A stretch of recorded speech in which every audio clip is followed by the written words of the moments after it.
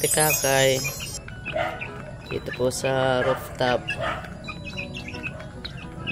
Ayan, umaga. Kaya lang puro lalaki yata ito. Parang walang babae. Hala. Buhay na naman.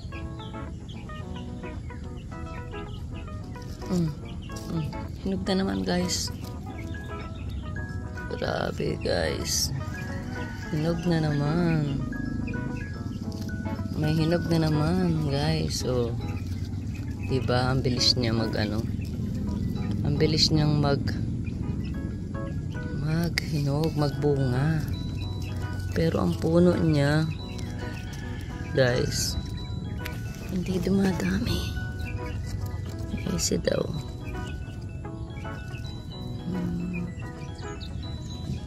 Malago na guys. Ibigin natin.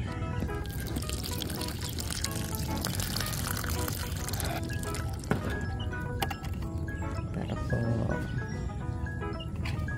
mapreskohan siya. At sa kabila banda.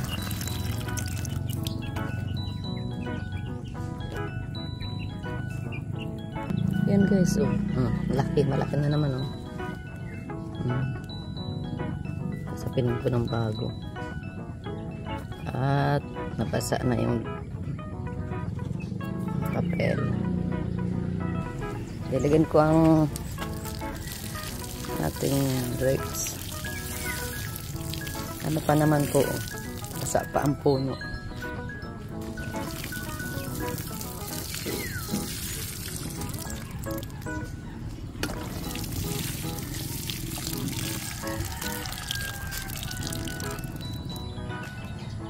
Nadalhin ko yan dun sa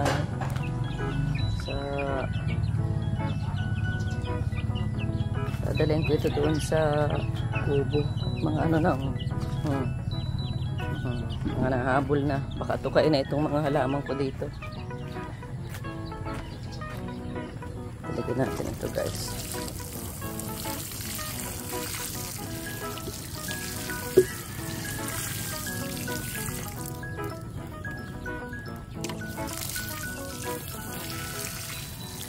Lalo itong tataba. Okay, so, gawin daw.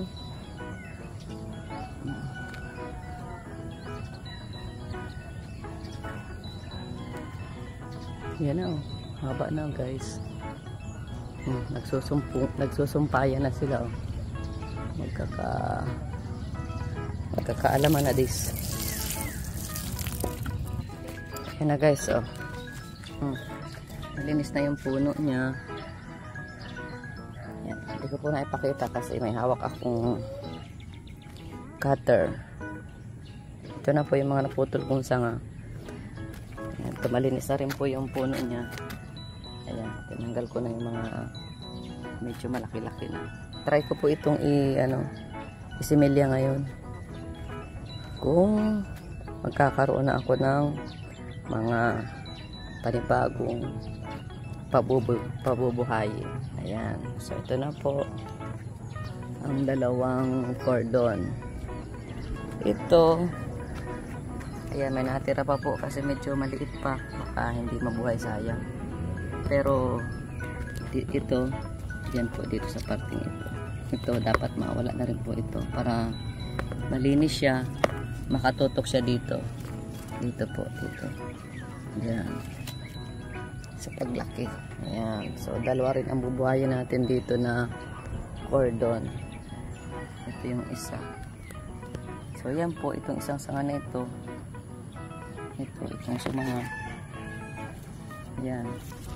Ito guys. Yan, ito. Ano rin yan. Potential din yan na maging similya. Pag naglaki-laki ko, putulin ko rin yan guys. Uy, maliit na langgam. Umakyat. Patayin natin. Ito. So, dito tayo ngayon focus sa dalawang cordon na ito. Ito ang palalakihin natin. Magkaiba sila ng so, doon sila sa baba nagsanga. Ito pala pwede na itong tanggalin, no? So, guys. Silipin natin. Pakita ko sa inyo. Ayan. So, ito guys, Kasi yan. Dito natin ito pwedeng putulin. Ito, malaki na ito.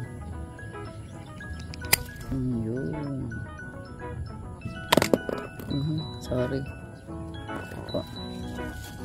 So, tanim ko ito para meron tayong panibagong pwedeng similya po. Try natin kung mabubuhay. Ito, ano kaya? Dito siya. Pwede na rin siguro ito. Para po ang purpose ko ay para mabawasan yung nasisip-sip ng nutrients sa kanya, makafocus siya sa kanyang paglaki. Ayun. Focus na siya dito. Saka dito sa dalawa niyang sanga. Ito maliit pa. Sayang naman na putulin agad. Pasimilya pa po yan. Palaki-laki natin ng mga 1 month. Yan. So makaka-focus na kayo sa dito sa paglaki ninyo. Mamaya po.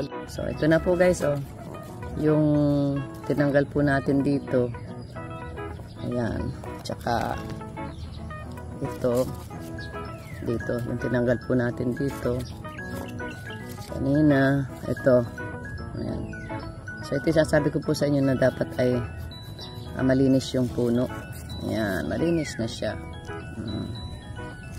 Para makafocus siya dito sa sa dalawa lang na cordon.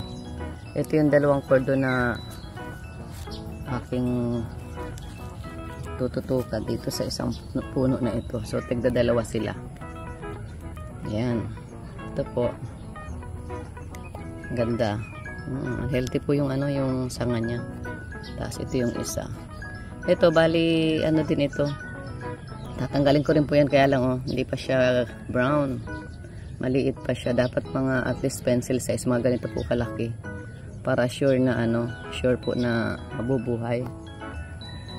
Bago tanim. Yan, diyan na siya. Dalawang na siya. Dalawang cordon. Paghihiwalayin ko na lang sila ng ng daan. Kasi sumpay na sila rito. Magkalapit na. Ayan guys. So, healthy. Healthy po ang ating mga mga ubas dito sa rooftop. Yan, ito mga ganito. Ito po, pwede itong tanggalin na. Ayan, nakita niyo po ba? Yung mga sungot. Kasi lang ito.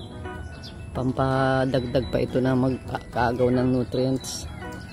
Okay na yung ito, makakapit siya ng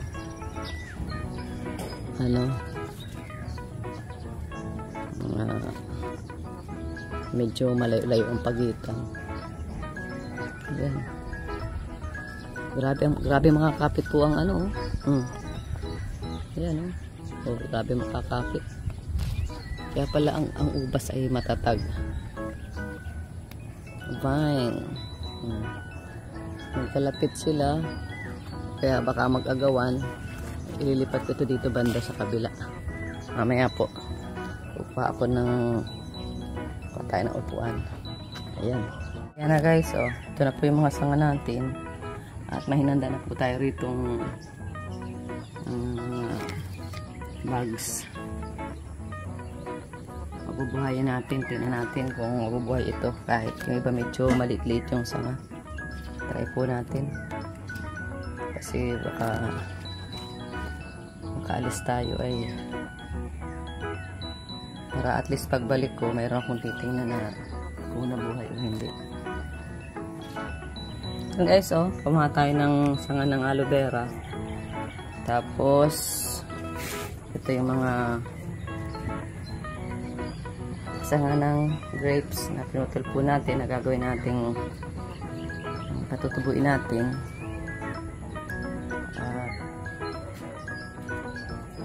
Mamaya po pakita natin guys. Ayan guys, pakita ko lang sa inyo. Ito yung ginawa ko. Niyasyasan ko yung dulo ng sanga. Tapos ilalagyan ko ng kukuskus ko dito sa aloe vera. Ayan po, ganyan no. Para yung ano, yung tawag dito, yung katas ng aloe vera, yan po ay mabilis pampaugat.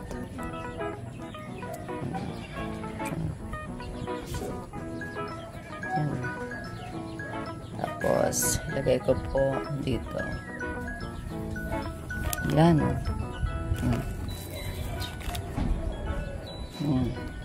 So meron na po tayong ano, yung iba po maliit ito, kaya lang itinusok ko na rin. Susubukan ko lang kung mabubuhay siya, Salamat.